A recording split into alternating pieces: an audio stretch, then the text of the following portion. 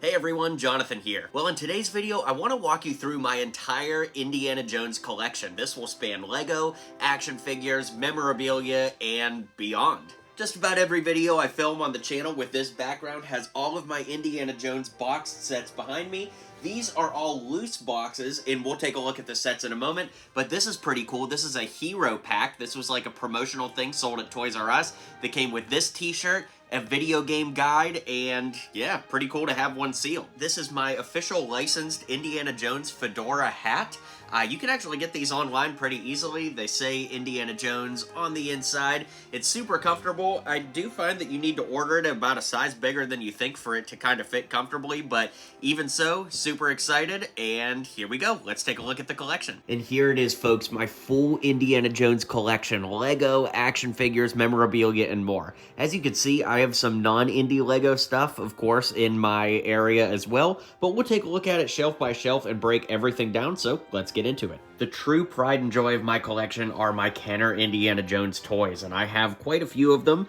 I'm 27 as of the recording of this video, so all of these toys were retired way before I was even thought of, but it is very cool to have been able to collect them now that I'm a young man and, you know, can get out there and do some toy hunting. So let's start over here. This is the Ceremonial Robes Belloc. This is the newer medallion around his neck, though. Of course, we've got Adventure Suit Belloc and original Indiana Jones with the correct pistol and whip. The centerpiece of the collection, if you will. We've got Tote back there. He's got his gun underneath his coat. Got Chewie back there, you know, because. We've got the Cairo Swordsman here, the original Arabian Horse with one of the newer Kenner figures up top.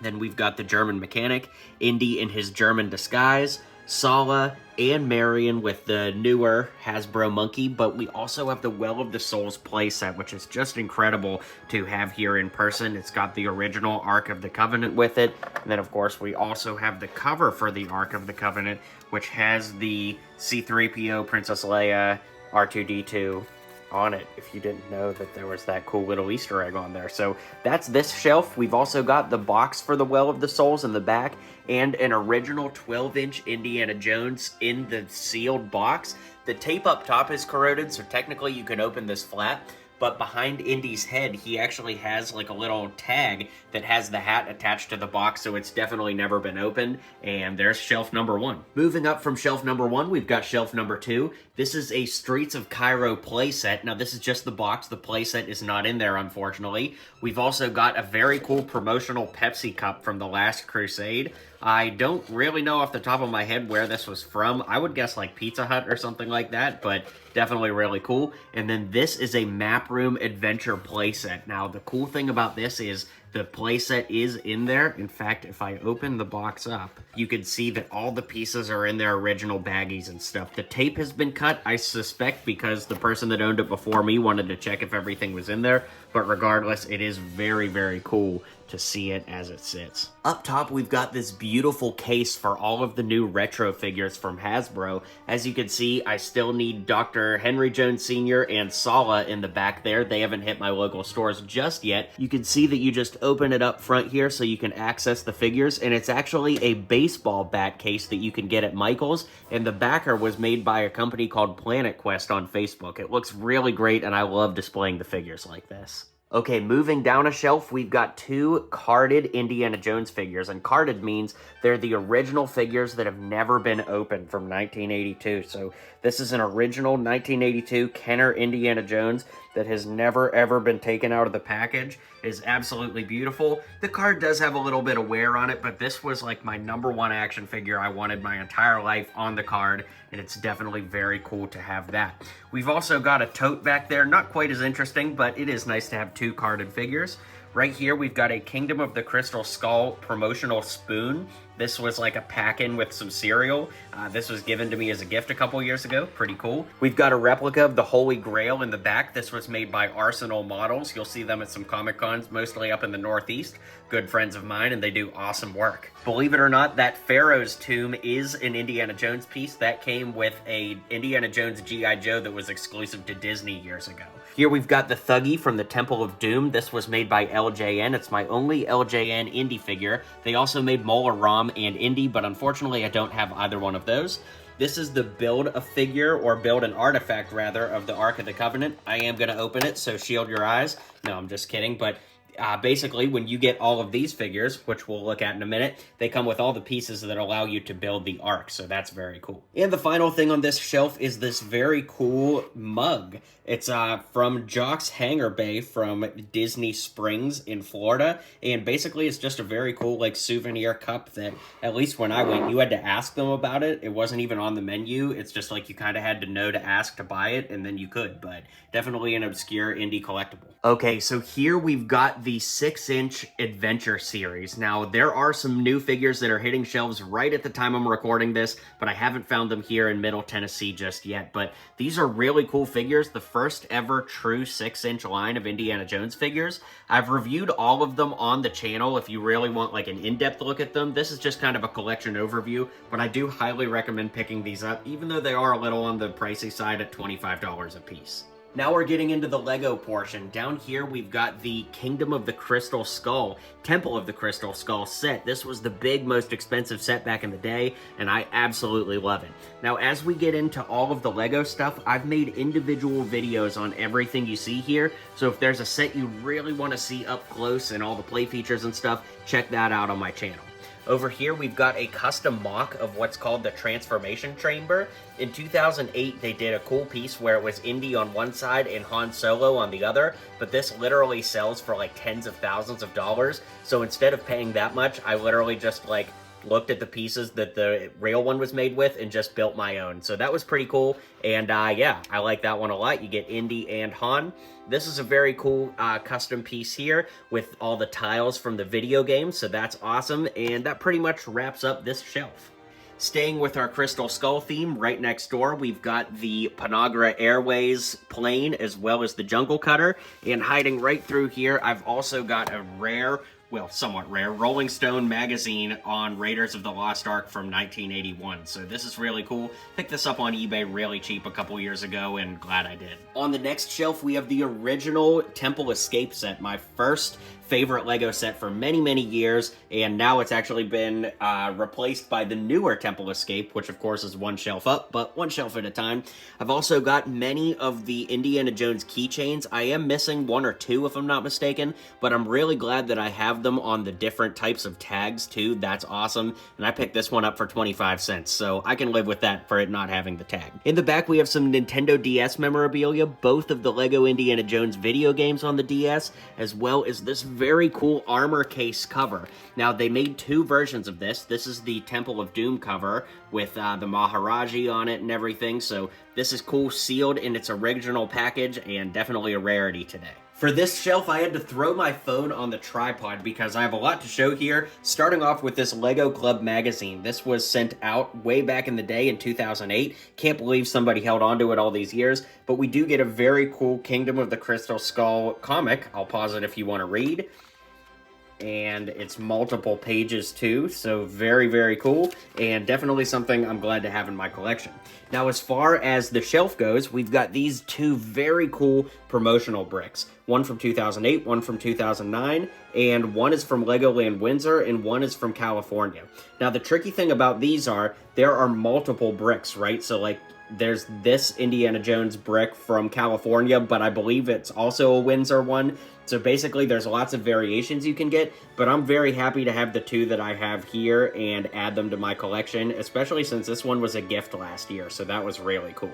Now, this is not an official item, but my friend Andrew sold me this last year at Brick Fair, Virginia. He was a Boy Scout, and this was a patch that he got in 2008. It's the Quest for Adventure. You've got a Lego Indiana Jones on there. There's absolutely no way this thing was licensed, but he sold it to me, and I was super, super grateful to pick it up and add it to my collection, and I will never, ever get rid of it because it is just so unique. Alright, we'll take a very quick break in the action and move to another room and show you this unbelievably rare Lego Indiana Jones store display. This has the Temple Escape in it as well as the motorcycle chase, and I remember seeing this at my local Target in 2008 and just This is how I found out Lego Indiana Jones was a theme that was coming out at all, and I found this in Pittsburgh several years ago, and I just can't help but wonder if this is the one from my local Target.